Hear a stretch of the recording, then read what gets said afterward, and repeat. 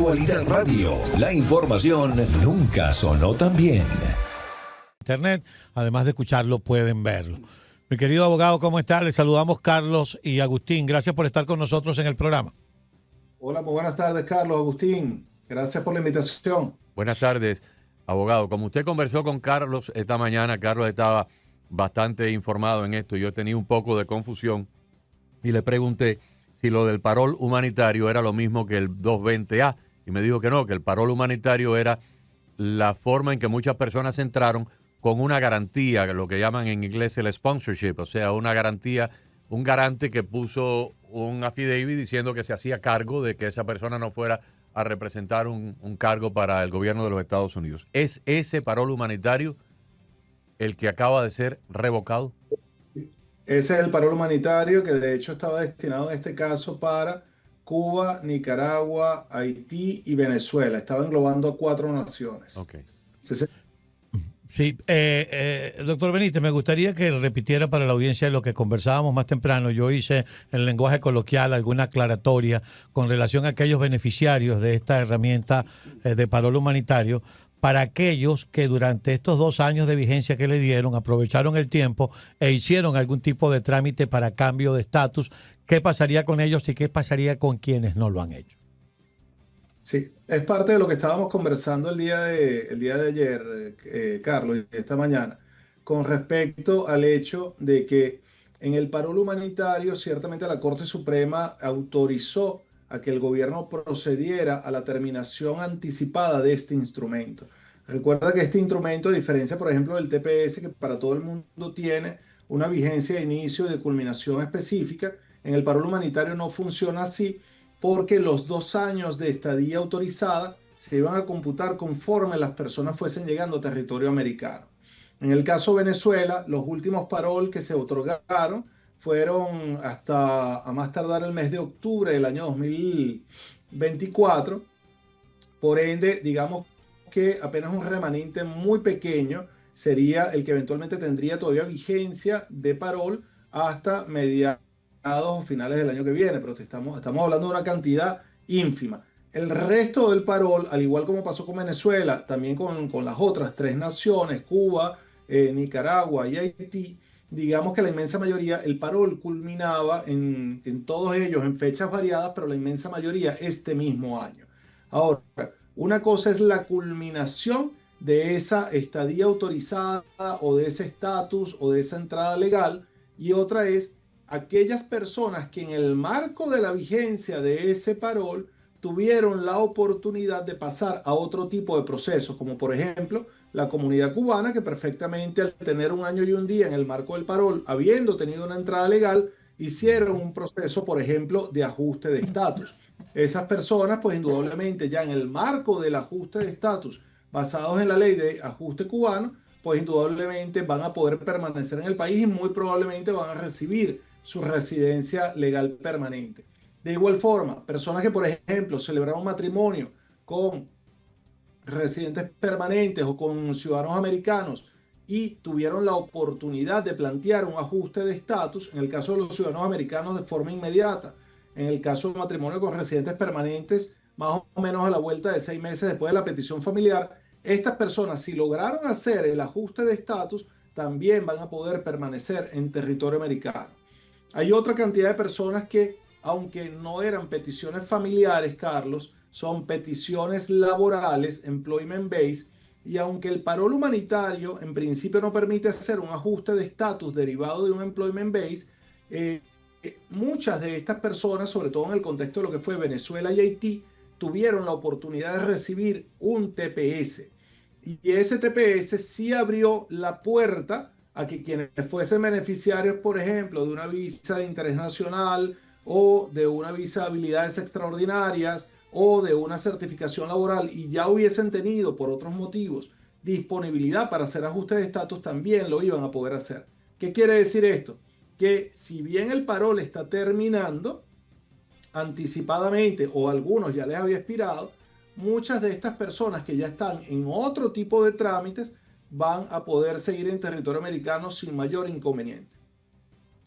Doctor, en el caso particular de los cubanos, que como el parol les confirió una entrada legal, que es el requisito de la ley de ajuste de 1966, pueden optar después de un año y un día a la residencia americana. La pregunta es, ¿la petición para la residencia hay que esperar a hacerla después de un año y un día o se puede empezar el papeleo antes del año y un día para poder tener algo ya adelantado? Sí, la pregunta es pertinente porque eso ha generado confusión. En el marco de la ley de ajuste cubano, hay que esperar el año y un día porque es lo que realmente estaría generando lo que es el derecho a hacer uso de esa ley de ajuste cubano. Entiendo la pregunta porque deviene de que hubo un cambio de procedimiento, sobre todo en materia de peticiones de asilo, donde se viabilizó a que aquellas personas que fuesen beneficiarias de un asilo otorgado, que es otro sector de la población, lo hicieran incluso estando dentro del año, es decir, que no hayan esperado que transcurriera el año para poder pedir la residencia permanente producto de un asilo. Pero este no es el caso para los beneficiarios de la ley de ajuste cubano. Los de la ley de ajuste cubano al año y un día ya tienen el derecho a pedir efectivamente su residencia. Y déjame hacer una preguntita por favor, de continuación o de continuidad. La fecha de revocación es en estos días, ¿no? O sea, si no ha ocurrido ya, va a ocurrir la semana que viene, en estos días. Ya empezó a llegar, de hecho, al buzón o a las cuentas online de muchas de las personas que han sido beneficiarias de parol. De hecho, tengo personas conocidas que ya me han hecho llegar indudablemente preguntándome qué pueden hacer, entre otras cosas, el contenido del documento donde les están notificando la terminación anticipada del parol y, por supuesto, también del permiso de trabajo. Claro. Ahora, la pregunta que le haría es la siguiente. Imaginemos hipotéticamente que hay un cubano que el año y un día se le cumple el día, digamos, 15 de junio, dentro de un mes, y el 15 de julio con L, y el 15 de junio, que es el próximo lunes o el próximo domingo, recibe por correo electrónico la notificación del Departamento de Seguridad que su parol humanitario ha sido revocado. O sea que va a tener un periodo de 30 días en un limbo o en la ilegalidad. Si se queda escondido debajo de una piedra para que no lo arresten, podría el día 15 de julio pedir el ajuste cubano, o el hecho de que va a permanecer 30 días fuera de la legalidad lo inhibe, lo imposibilita. No, definitivamente lo va a poder pedir y es precisamente por eso es que nosotros los abogados le informamos a los clientes que si bien entendemos que hay una gentil invitación a abandonar el país a través de la aplicación CBP Home, ¿ok? Y que probablemente existan casos pues donde eventualmente esa invitación tenga relevancia o pertinencia. Hay muchos casos donde definitivamente sería una torpeza No conviene. abandonar el país cuando ya se tiene las puertas, en este caso, de obtener una regularización por otra vía, como lo es la ley de ajuste cubano, a tan solo 15 días, un mes, mes y medio o incluso hasta un poco más. ¿Por qué? Porque mi entrada fue legal o porque la entrada fue legal. Uh-huh. Ahora, hay dos interrogantes que yo tengo, abogado. Una tiene que ver con recibo el correo hoy que es 13. Recibo un correo donde soy invitado, como dice usted, cordialmente a abandonar el país, porque entiendo que lo están haciendo así para que la persona pueda salir y tenga la oportunidad, si quiere, luego de pedir una visa, lo que fuere, y no por la vía de la deportación, porque si es deportado ahí sí no tiene más derecho. Pregunta concreta. Una vez que recibo el correo, ellos le están enviando en ese correo un lapso de abandono. ¿Tiene usted 30 días para salir de los Estados Unidos? ¿Tiene 25? ¿Tiene 10? No solamente le están enviando un lapso de abandono que en teoría va a ser sumamente corto, sino que de paso le están haciendo una invitación a que de necesitar algún tipo de colaboración económica para materializar esa salida, pues también puede contar con el auxilio de la administración en este contexto para que lo pueda hacer. Pero reitero, no, por eso es que no me gusta irme hacia los extremos de que una herramienta es buena o es mala. Uh-huh. La herramienta pudiera ser buena en algunos casos donde no existe una expectativa de solventar una problemática migratoria en un corto plazo, y ciertamente usted puede resolver anticipadamente muchos problemas si se va de forma voluntaria del país. Pero El punto está en que no vale la pena que usted lo haga sin consultar previamente con una persona Claro. experta en el... Sí, perdón que le Porque- interrumpa, abogado. Por eso le hacía la pregunta, porque si le dan, ponte tú, 30 días, bueno, usted tiene 30 días para hablar con su abogado de confianza, para llamarlo a usted, a la doctora Arias, a quien quiera, y decir, mire, tengo 30 días, ¿qué puedo hacer en estos 30 días? ¿Y qué opciones hay? Claro, por ejemplo, pudiera haber en el lapso de estos 30 días, sobrevenidamente, si de forma legítima, no frívola, existe algún tipo de base protegida de asilo, yo pudiera perfectamente presentar una petición de asilo en este momento y llenar un vacío hasta que surja ese elemento que me dé nacimiento a la solicitud de ajuste por ley de ajuste cubano. O probablemente celebrar un matrimonio si tengo ya una pareja. O un hijo que probablemente tiene 20 años, es ciudadano americano y está próximo a cumplir los 21 y me puede pedir familiarmente hablando. Es decir, hay muchos escenarios que pueden darse y por eso vale la pena proyectar qué tan seguro o qué tan beneficioso sería para mí individualmente abandonar el país, porque probablemente lo que puedo resolver en menos de un mes o en un mes y medio, lo estaría postergando por un lapso tal vez de 1 año, 2 años, 3 años, dependiendo de la forma de la salida. Entonces, y del tipo de visado para el cual esté siendo peticionado. Ahora, Por eso es tengo que... una duda con el tema del permiso de trabajo. Pongo el ejemplo. Yo soy ciudadano cubano, o no importa, puedo ser nicaragüense, venezolano, y mi permiso de trabajo está ligado a mi parol humanitario. Pero entré en un trámite en el caso de los cubanos para pedir el ajuste cubano.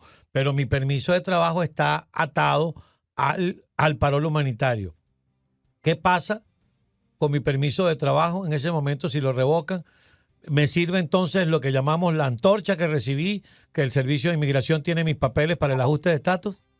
No, no le sirve. Definitivamente usted perdería la facultad de trabajar legalmente, ¿ok? Y tendrías que esperar que llegue el nuevo permiso de trabajo o en definitiva la residencia permanente. Pero volvemos, un tema de ponderación. Probablemente, aunque sé que es algo muy difícil, las personas pueden decir, yo prefiero estar 3, 4 meses sin trabajar, manteniéndome con el apoyo de familia o amigos o a través de algunos ahorros que haya podido acumular a abandonar el país, que tal vez vaya a complicar mucho más mi escenario de volver si abandono el país cuando tenía ese alivio migratorio.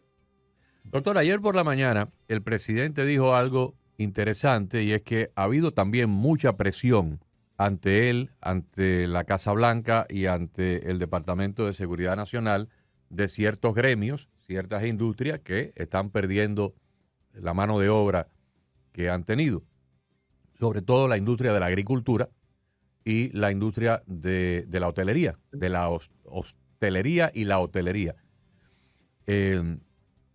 Estos gremios, estas cámaras de comercio, asociaciones sindicales, pues han protestado y han dicho, nos están quitando los empleados y vamos a tener que cerrar, se van a quebrar los negocios porque no hay mano de obra y no la podemos conseguir, no hay gente que quiera hacer este tipo de trabajo. Y ayer el presidente dijo algo muy importante por la mañana y el diario Las Américas lo sacaba en su propia cita, en titulares, era la primera noticia, decía, deseo que las personas que trabajan, o sea, refiriéndose a los inmigrantes ilegales, que trabajan en la agricultura y en la industria hotelera, se puedan quedar en el país. Me imagino que por vía ejecutiva le podrían dar algún tipo de amparo, algún tipo de clasificación de trabajos de bracero, no sé cómo lo harían.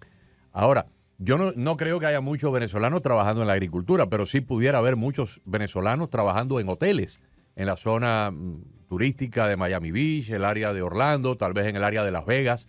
Esas personas, yo creo que habría que decirles, traten de quedarse quietos en base, como decimos en el béisbol, a ver si esto que dijo Trump ayer se convierte en algo tangible en los próximos días, porque les podría dar un vehículo nuevo de ajuste.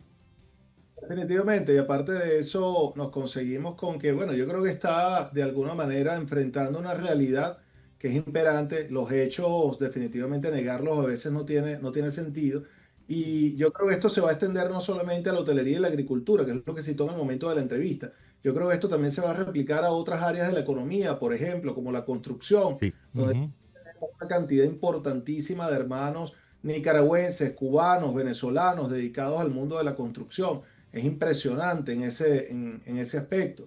En el área del mantenimiento de la jardinería con empresas propias o empleados en otro tipo de empresas, en el caso de Florida, pues yo creo que es uno de los áreas de abordaje principales, ¿no? Entonces, yo creo que esa puerta está a punto de abrirse porque también hay un entendimiento que lo que significa el capital humano, ¿ok? Cuando se ha logrado consolidar y cuando de alguna manera ha logrado ya generar una contribución y un aporte importante a la economía, no lo puedes suplir por decreto de un día para otro. No, y sobre todo en la industria de la alimentación.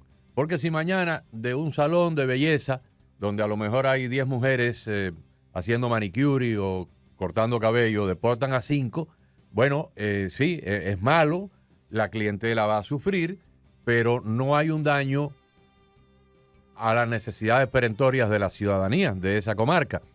Pero, por ejemplo, fuera de acá de la Florida, hay grandes industrias en granjas de crianza de cerdos, donde trabajan muchos indocumentados, crianza de pollos, plantas de procesamiento de carnes, empacadoras de huevo, plantas de leche, trabajan muchos indocumentados. Si de pronto llega ahí la patrulla de inmigración y se lleva a la mitad de la empleomanía, esa planta tiene que cerrar, esa planta no puede producir, y si esa planta cierra y no puede suplir las demandas de los mercados, de las carnicerías, de las pollerías, donde se venden los productos que se procesan en esa planta, todo un mundo de gente se queda sin producto. Hay una ruptura en la cadena de abastecimiento y en la cadena de alimentación. O sea que ahí hay un problema que inclusive bordea casi que en la seguridad nacional. Sí, señor, sí, señor. De hecho, todo lo que tiene que ver con seguridad y soberanía alimentaria definitivamente atañe de forma directa a lo que es la seguridad nacional, porque en definitiva es la esencia del mantenimiento de la población y es lo que hemos estado viendo. De hecho, uno de los efectos negativos es que se está viendo el fenómeno de que incluso personas con documentación no están queriendo asistir en muchos de esos puestos de trabajo a sus sitios de trabajo precisamente por miedo al abordaje de las autoridades en ese aspecto. Entonces yo creo que estamos empezando a ver por lo menos un llamado de conciencia por parte del presidente que pudiéramos ver de alguna manera una flexibilización de la política migratoria en este momento y que de alguna manera podamos recobrar lo que siempre hemos querido, un orden de prioridades en las deportaciones. Porque como hemos dicho siempre, nadie pone en duda el delincuente para afuera. El que ya cumplió su trámite y tuvo un proceso de deportación y tuvo su oportunidad en corte y no lo logró, bueno, desafortunadamente ya usted trató de hacer su gestión, le toca salir, salga. Pero hay una cantidad de población importante que está aportando, que está también en el mismo tiempo tratando de llevar adelante su proceso migratorio y que todavía no ha tenido esa oportunidad de defenderlo o de plantearlo adecuadamente y que está trabajando para la economía, que debe permitirse por lo menos lo que es su continuidad, porque esa mano de obra, ese empuje, ese aporte, no se puede suplir de la noche a la mañana por sencillamente, como te comentaba, por decreto. Necesitas mano de obra en actividad. Ahora, supimos por las noticias recientes que, por ejemplo, una empresa como Disney le dio licencia administrativa a un grupo de venezolanos que estaban bajo la figura del parol humanitario. Tenían su permiso de trabajo, pero bajo la figura del parol humanitario. Cuando digo licencia administrativa es porque en algunos lugares dijeron que había sido despedido. No fueron despedidos. Los enviaron a casa y no sé con cuánto era el goce de salario, pero tenían goce de salario. Si llegase a aprobarse una medida donde incluya el turismo, podríamos de pronto decir Disney forma parte de un atractivo turístico del estado de la Florida y de los Estados Unidos. Estos trabajadores podrían entonces apelar a eso y quedarse como trabajadores del turismo. Es factible que se pueda lograr y definitivamente sería necesario. Para nadie es un secreto que, por ejemplo, en todo lo que es el centro de la Florida, por hablar del caso de Florida, todas estas empresas como Disney, Universal, SeaWorld, etcétera, son el movimiento de la economía central primordialmente. ¿Ok? Entonces, obviamente atañe a lo que es la continuidad de unas operaciones que son importantes, que siempre han sido un atractivo turístico para los Estados Unidos, sobre todo por parte de toda Latinoamérica, que siempre le gusta venir a hacer uso de ellas. Entonces, sería una torpeza no permitirlo en un futuro cercano. Le voy a hacer una pregunta ahora un poco pesada, un poco desagradable, pero usted le doy la libertad de responderla o no, porque no quiero colocarlo en una situación incómoda. ¿Podríamos decir que esta campaña que se ha desatado contra la inmigración ilegal es ciega en cuanto a emociones y la están ejecutando de una manera absolutamente fría e imparcial con todos los grupos étnicos, con todas las nacionalidades? ¿O hay una inclinación un poco peligrosa, maléfica, malintencionada contra las personas de habla hispana y tal vez están haciendo un poco los de la vista gorda con otras nacionalidades, por ejemplo, como los chinos? Mira, Respóndala si quiere, si no, no hay problema. yo no puedo decir que no se estén abordando las otras nacionalidades, porque ciertamente nosotros hemos visto cómo se ha llevado, digamos, la aplicación de estas políticas migratorias actuales a todo tipo de nacionalidades. Ahora, en qué tipo de proporción?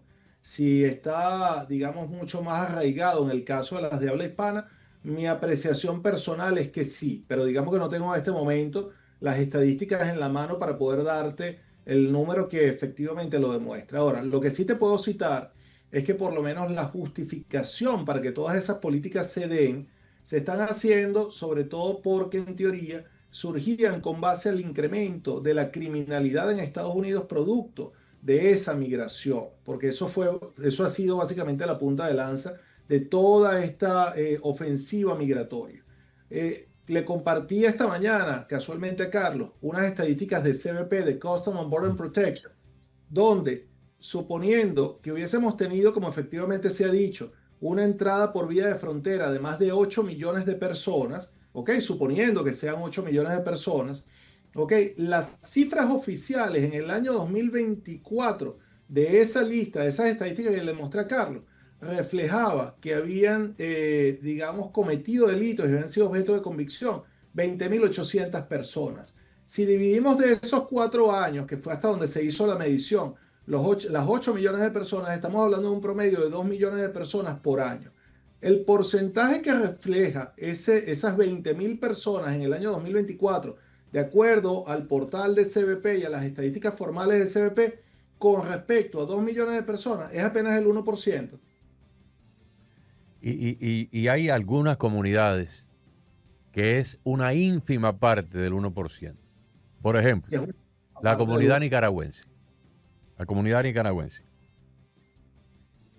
En los años que yo llevo viviendo aquí en el sur de Florida, me ha tocado reportar todo tipo de delitos, todo tipo de fraudes, todo tipo de violencia, desde la época de la cocaína de los años 77, 78, 79, 80, 85, la oleada rampante de fraude al Medicare de la década del 90 y primero de años del milenio. Pero yo creo que me sobran los dedos de la mano derecha los casos que hayan involucrado a nicaragüenses. Es una de las comunidades de mejor conducta moral y de mejor comportamiento que ha habido en los Estados Unidos. O sea, si hiciéramos un estudio estadístico, pero bien hecho, de cada 100.000 nicaragüenses, ¿cuántos han terminado con una condena? Es una de las comunidades mejor portadas. Yo no entiendo por qué eso no se está tomando en consideración. Coincido contigo plenamente. De hecho, las estadísticas, por ejemplo, estamos hablando de la comunidad nicaragüense, te cito de mi comunidad de origen, Venezuela, las últimas cifras que reflejaban supuestamente participación de integrantes indeseables, estábamos hablando que el Departamento del Tesoro había hecho una mención de que eran apenas 800 personas en un universo de cerca de 1 millón de venezolanos que están actualmente en Estados Unidos. Eso no refleja ni siquiera el 0,08% de la población.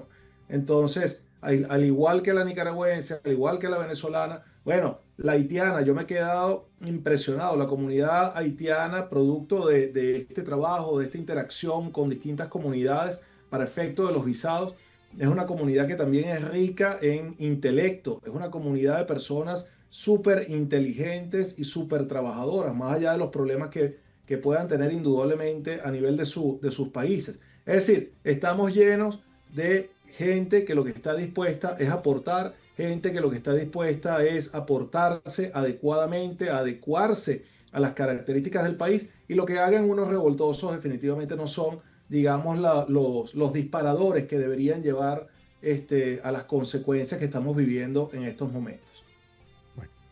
Bueno, abogado, le agradezco mucho. Voy a dar su teléfono porque hemos estado con usted conversando un buen rato. Si usted se quiere comunicar con la oficina del doctor Héctor Benítez, la oficina de BM Legal, el teléfono es 786-558-5625. 786-558-5625. Tiene 3 oficinas aquí en Florida. Tiene una oficina en Texas, en Katy, pero el 786-558-5625 para cualquier parte de la Unión Americana donde usted nos escuche. Doctor, gracias. feliz Día del Padre y saludos. Feliz Padre, que la pasen muy bien. Gracias, doctor Benítez. El doctor Héctor Benítez de la Oficina Jurídica Migratoria BENME Legal.